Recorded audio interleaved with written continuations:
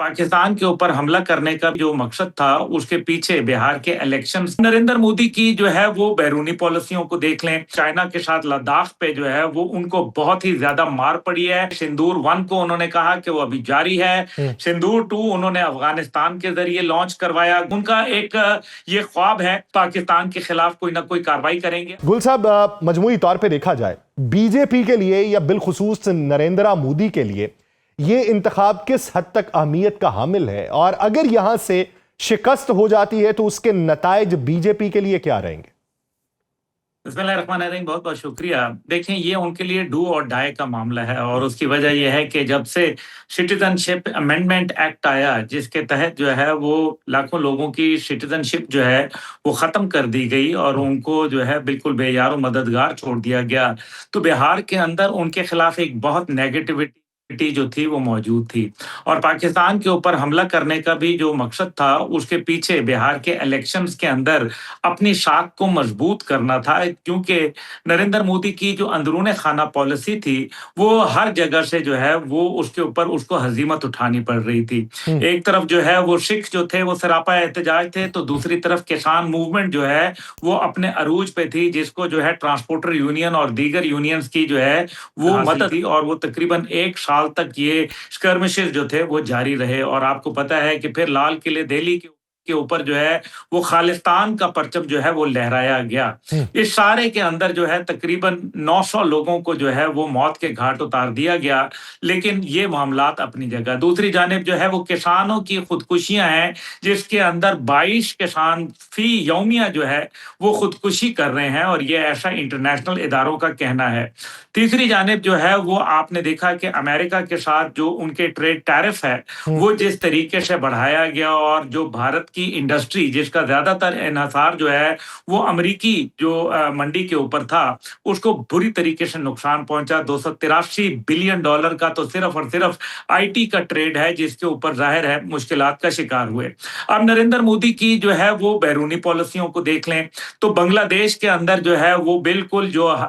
उनकी मंजूर नजर थी, उनको तो वहां लोगों ने निकाल बाहर किया, और शेख हसीना जो थी उनको जो है वो वापस अगरतला से शुरू होने वाली साजिश जो थी वो अगरतला के ऊपर आके जारू की, और वहां जो टोटल आइसोलेशन, जिसके अंदर मैं कहूंगा स्ट्रेटेजिक, डिप्लोमेटिक, मिलिट्री और उनकी जो पॉलिटिकल आइसोलेशन थी वो सामने आई। फिर इसी तरीके से श्रीलंका में भी जो है हिंदुस्तान को जो है वो बहुत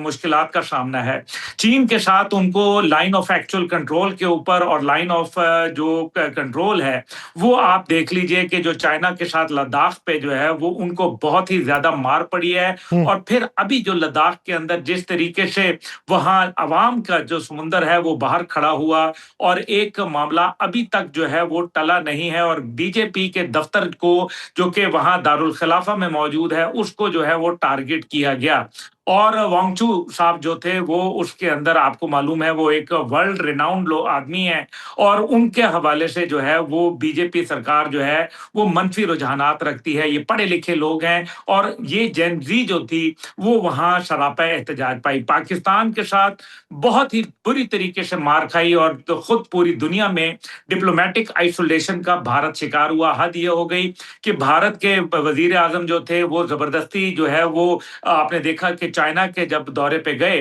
तो सदर पुतिन की गाड़ी के ऊपर जाके बैठ गए, और फिर उनको परेड के ऊपर भी नहीं बुलाया गया। फिर यूनाइटेड नेशन भी जाने से कतराते रहे कि कहीं उनसे कोई सवाल ना पूछा जाए। अच्छा, अब्दुल्ला हमीद गुल साहब, ये बताइए कि अगर बिहार के इलेक्शन को करीबी नजर से देखें, उसमें 64% का टर्नआउट आना, क्या ये बीजेपी जो इसे अपनी खुदगुमाजी के अंदर ये बात कर रही है कि ये हमारी वजह से हुआ,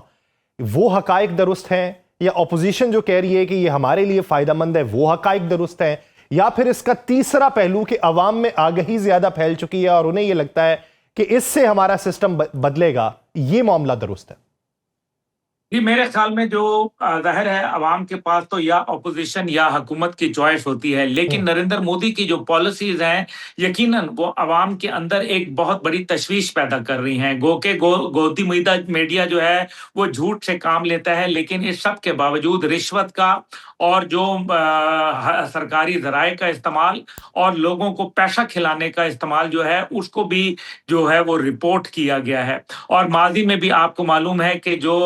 जिस तरीके से मेहरबानियाँ रहीं टाटा, बिरला, अंबानी और जो दीगर के ऊपर, अडानी के ऊपर, वो भी हमें मालूम है और अब ये तो बात मेरे ख्याल में इंटरनेशनल ज़राए भी इसकी तस्दीक करते हैं। लेकिन इन सब के बावजूद मैं ये समझता हूँ कि अवाम के अंदर जो है, क्योंकि बीजेपी भारत के अंदर एक राइट विंग समझा जाता है हम्म, और वहाँ इंतहा पसंदी को जो है फ़रोग़ दिया गया है। वहाँ जो है सेकुलर और लिबरल इंडिया का कत्ल किया गया है और वहाँ जो है एक हिंदुत्व के माइंडसेट को जो है प्रमोट किया गया है, जिससे वहाँ तमाम अक़लियतें जो हैं वो अपने आप को गैर महफूज़ समझना शुरू हो गई हैं और हद ये है कि हिंदुइज़्म के अंदर भी जो उनकी निचली ज़ात के लोग हैं, जिनको वो समझते हैं निचली ज़ात के, हम्म, हम तो मुसलमान सबको बराबर समझते हैं, लेकिन वो इसके अंदर ज़ात-पात में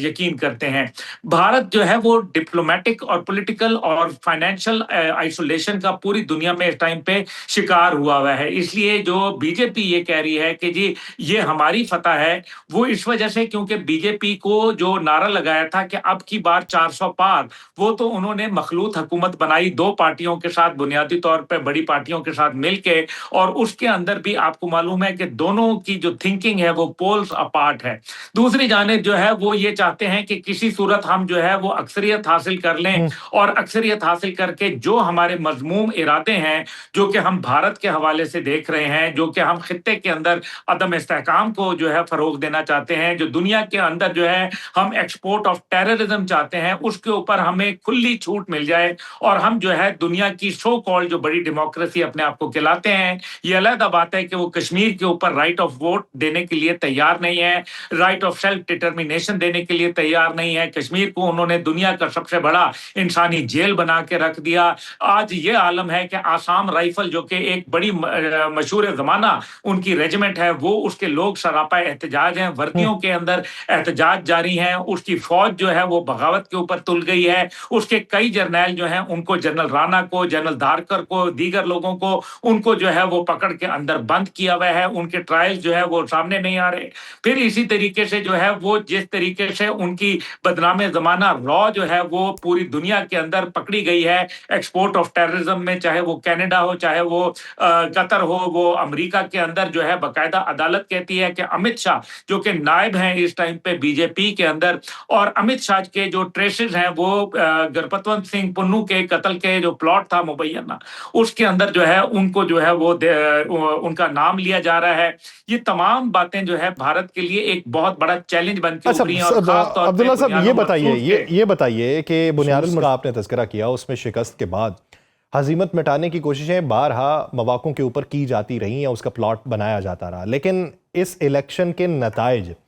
अगर हक में निकलते हैं बीजेपी के तो फिर कितनी शांति हो सकती है, और अगर मुखालिफ निकलते हैं तो फिर इससे तवज्जो हटाने के लिए फॉल्स फ्लैग ऑपरेशन के हवाले से क्या प्रोपेगेंडा हो सकता है? दोनों सूरतों में जो है वो ऑपरेशन तो वो करेंगे, मानेंगे नहीं। आप देख लीजिए कि सिंदूर 1 को उन्होंने कहा कि वो अभी जारी है। हम्म, सिंदूर 2 उन्होंने अफ़गानिस्तान के ज़रिए लॉन्च करवाया, गो कि उसमें भी उनको हज़ीमत उठानी पड़ी, बेइज़्ज़ती हुई उनकी। इसी तरीके से जो उनका आप देखें कि ऑपरेशन महादेव उन्होंने शुरू किया, जो दहशतगर्दी से रिलेटेड था, जहाँ $10 बिलियन उन्होंने अफ़गानिस्तान के अंदर किराए के कातिल हासिल किए और पाकिस्तान के ऊपर एक दहशतगर्दी की जंग मुसल्लत की। और उसके बाद फिर जो ऑपरेशन त्रिशूल है, जिसके अंदर त्रिशूल का मतलब ये है कि 3 फोर्सेस जो हैं यानी कि आर्मी, नेवी, एयरफोर्स के जरिए आर्मी को मार पड़ी पाकिस्तान की जानिब से, एयरफोर्स को जलील हो गए वो, और अब जो उनकी नेवी रह गई है जिसके ऊपर बड़ा फखरिया नरेंद्र मोदी जा रहा है आईएनएस विक्रांत के ऊपर, और इसी तरीके से हर 40 दिन के बाद एक वॉरशिप जो है वो ऐड कर रहे हैं अपनी नेवी में, और सन 2035 तक वो ये कहते हैं कि हम जो है वो 200 वॉरशिप्स जो है वो करेंगे। इसी असना के अंदर उन्होंने नेवल एक्सरसाइजेज की और एन उस वक्त की जब पाकिस्तान जो है वो अपनी नेवल एक्सरसाइजेज कर रहा था, तो उनका एक ये ख्वाब है जो कि बिहार इलेक्शन में अगर उनको कामयाबी होती है तो भी, और अगर नाकामी होती है तो फिर तो हर सूरत वो पाकिस्तान के खिलाफ कोई ना कोई कार्रवाई करेंगे। अभी आपको याद है कि 10 दिन कबल जब नरेंद्र मोदी और डोनाल्ड ट्रंप साहब की बात हुई तो उन्होंने यही कहा कि पाकिस्तान पर आपने हमला नहीं करना। इसका मतलब है कि भारत जो है वो तैयारी पकड़ रहा है और भारत जो है वो दुनिया का सबसे बड़ा असले का खरीदार बन चुका है।